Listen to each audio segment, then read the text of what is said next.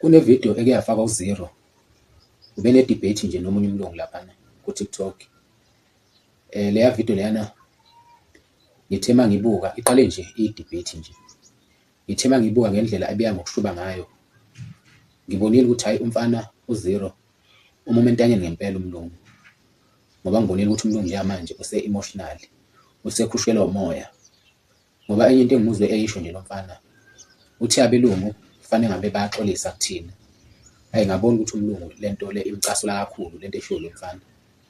Akangagcina lapho umfana wathi uMandela wasidayisa. Ila engibone khona ukuthi umfana njengamanje use-cross line ngempela.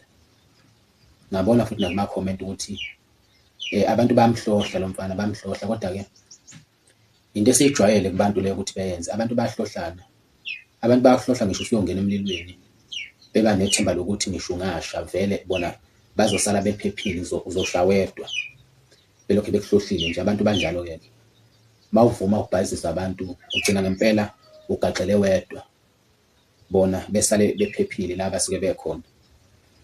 Lento-ke ibiyenzeka laphana ingikhumbuze enye into nje eyakuyenzeka.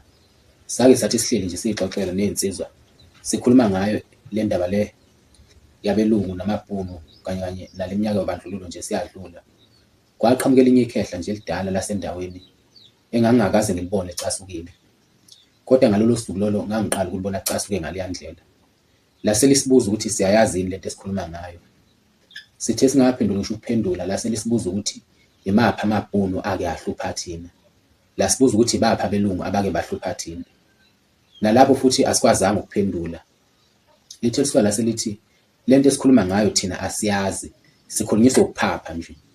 Bona abakhula ngayo lento, abakhula behlushwa ngamabhunu, abayazi kahle lento lena, ngeke ubabone behambe bephapha, behambe bekhuluma ngayo lonto.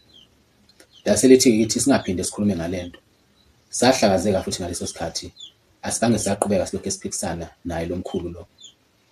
Lento-ke ike ingifikisele umbuzo kwesinye isikhathi, ngibuza ukuthi njengoba-ke abantu abamnyama balwa nabelungu babanqoba, bagcina belithatha izwe, njengoba izwe seliphethwe yithi nje thina abantu abamnyama, sikuyeke ukuthi siney'nkinga zethu zokuthi asikwazi ukulawula kahle, kodwa njengoba lingakithi nje izwe, isiphi isidingo sokuthi siqhubeke thina silwise amabhunu noma silwise abelungu? Isiphi isidingo sokuthi silokhu sifuna ukuphikisana nabo, ngoba vele phela sisabahlula. Ungamshaya kanjani umuntu vele osukamhlula vele? Umuntu umshaya kanjani uvele usumnqobile?